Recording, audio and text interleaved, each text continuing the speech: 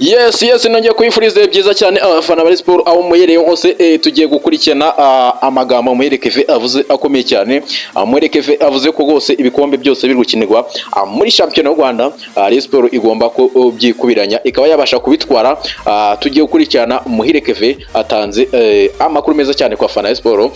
Nimukurikirane Muherekeve bimwe mu byo yavuze gose kugendanye n'igikombe cya shampiyona. Avuze ko gose barimo baribuka neza abakinyi barimo barinjira muri Sport abona ko gose bishaka kugenda neza muri phase retour.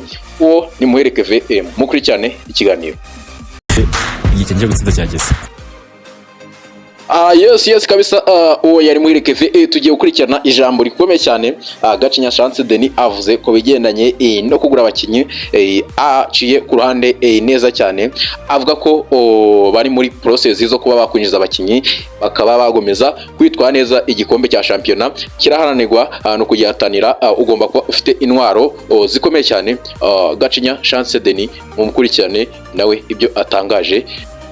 Kinyi twari turi kumwe bahagarariye abandi hari ibyo badusezeranyije birimo gutwara igikombe cya shampiyona n'icy'amahoro ndetse entre ikaba igikombe cy'intwari.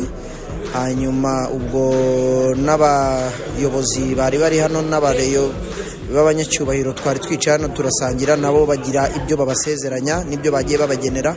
Ndibaza ko ni byiza muri rusange byagenze neza kandi bizatanga umusaruro. Yes yari Gacinya Chance Denis ku magambo meza cyane atangarije abakunzi ba Sport.